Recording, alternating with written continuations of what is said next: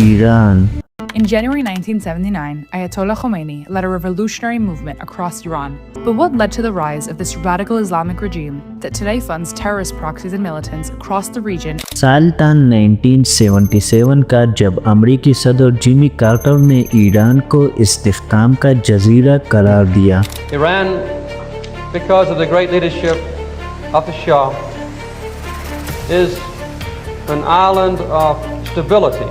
لیکن کسے معلوم تھا کہ صرف 2 سال بعد وہی جزیرہ انقلاب کے طوفان کی لپیٹ میں آ جائے گا. February 1979, Grand Ayatollah Khomeini returns triumphantly to Tehran after 16 years in exile. ایک ایسا انقلاب جس نے صرف ایک بادشاہ کو نہیں بلکہ پوری دنیا کی سیاست کا نقشہ ہی بدل دیا.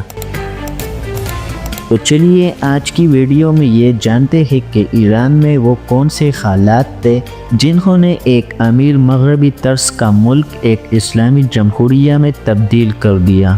Ayatollah Ruhollah Khomeini returned to Iran on February 1st, 1979. February 1979, Grand Ayatollah Khomeini returns triumphantly to Tehran after 16 years in exile. Several million people showed up to greet him. His arrival was a turning point in the Iranian Revolution. 46 years later, we still see the consequences of the Iranian Revolution across the Middle East and the entire world.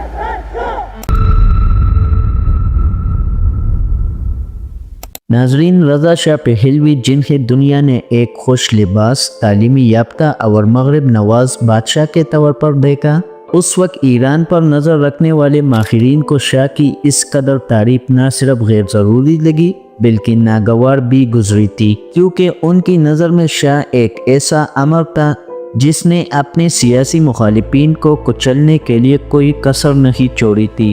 ایروان ابراہیمن اپنی کتاب between two revolution میں لکھتے ہیں کہ ایران کے رضا شاہ Pahlavi CIA agent کرمٹ Roosevelt کی مدد سے ایران کے تخت پر بیٹھے تھے. رضا شاہ پہلوی کے والد نے 1925 میں بغاوت کے بعد اقتدار پر قبضہ کر لیا تھا، لیکن دوسری عالمی جنگ کے دوران جب ایران نے نازی جرمنی کا ساتھ دیا تو برطانیہ اور سوویت یونین نے رضا شاہ پہلوی کے والد کو اقتدار سے علیحدہ کر دیا اور اس کی جگہ ان کے بیٹے کو تخت پر بٹھایا گیا. ناظرین، نوجوان رضا شاہ پہلوی کو ان کے والد کا تخت اس لیے دیا گیا کیونکہ ان کے لیے دنیا کو یہ دکھانا ضروری تھا کہ ایران ایک آزاد ملک ہے. لیکن رضا شاہ پہلوی کے لیے مشکل تو تب آ پڑی جب ایران میں محمد مصدق پرائم منسٹر بنے. ناظرین، محمد مصدق کا تعلق اس خاندان سے تھا جس نے پہلوی خاندان کے اقتدار میں آنے سے پہلے تقریباً 2 سال تک ایران پر حکومت کی تھی. مالک بیوڈن اپنی کتاب گیسٹس آف دی آیت اللہ میں لکھتے ہیں کہ مصدق کے اقتدار میں آتے ہی انہوں نے وہ کام کیا جو شاہ پہلوی کبھی کرنے کی ضرورت بھی نہیں کر سکتے تھے. انہوں نے تیل کی پوری صنعت کو اپنے قبضے میں لے لیا اور اس قدم کو ان کے ملک میں بہت سراہا گیا. اور دوسری طرف ٹائم میگزین نے مصدق کو مین آف دی ایئر قرار دیا.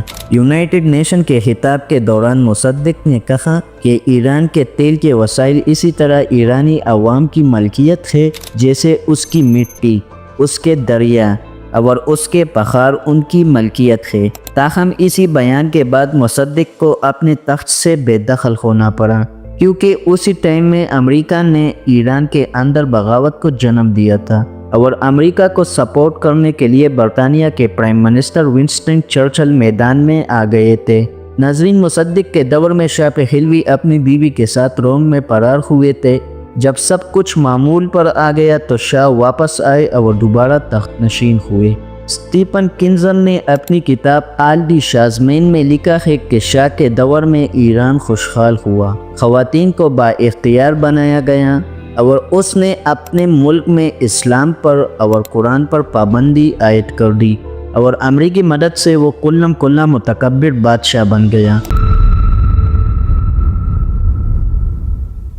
1970 کی دہائی میں غذائی قلت، مہنگائی اور بے روزگاری نے شاہ کے خلاف عوامی غصے کو جنم دیا اور یوں انہیں امریکہ کی کٹھ پتلی کہا جانے لگا. سڑکوں پر شاہ کے خلاف مظاہرے شروع ہوئے، علماء بھی شامل ہونے لگے۔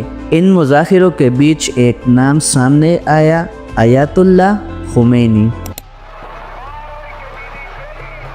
جو اس وقت پیرس میں جلاوطنی کی زندگی گزار رہے تھے۔ جب شاہ 16 جنوری ملک سے فرار ہوئے تو 5 فروری 1979 کی صبح 1 بجے ایک خصوصی چارٹر بوئنگ 747 طیارہ تہران کے لیے روانہ ہوا، جس کے سامنے سیٹ پر آیت اللہ خمینی بیٹھے ہوئے تھے۔ جیسے ہی وہ تہران پہنچے تو 7 ملین لوگوں نے اس کا استقبال کیا۔ Several million people showed up to greet him. His arrival was a turning point in the Iranian Revolution. Khomeini کو ایران کا سپریم لیڈر قرار دیا گیا اور انہوں نے اسلامی قوانین کے مطابق ایران پر حکومت کرنا شروع کی۔ اقتدار سنبھالنے کے بعد خمینی نے امریکہ کو بڑا شیطان اور اسرائیل کو چھوٹا شیطان قرار دیا، اور ان کی خامیوں نے امریکی سفارت خانے پر حملہ کر کے 66 لوگوں کو یرغمال بنا لیا۔ امریکہ کے سامنے یہ شرط رکھی گئی کہ شاہ کو واپس لایا جائے تاکہ اس پر مقدمہ چلایا جا سکے۔ ناظرین، ایران کی کہانی صرف انقلاب کی نہیں، عوام کی خوابوں، سازشوں، قربانیوں اور امیدوں کی داستان ہے۔ ایک جو کبھی مغرب کی طرف لوٹی، پھر اسلام کی طرف آئی اور اب کسی نئی سمت کی تلاش میں ہے۔ آپ لوگوں کی 1979 کی ایرانی انقلاب کے حوالے سے کیا رائے ہے؟ مجھے کمنٹ سیکشن میں ضرور بتا دیجئے۔ امید ہے کہ وائس آف جرنلزم کی یہ ڈیٹیل ویڈیو بھی آپ لوگ بھرپور لائک اور شیئر کریں گے۔ ملتے ہیں اگلی شاندار ویڈیو میں۔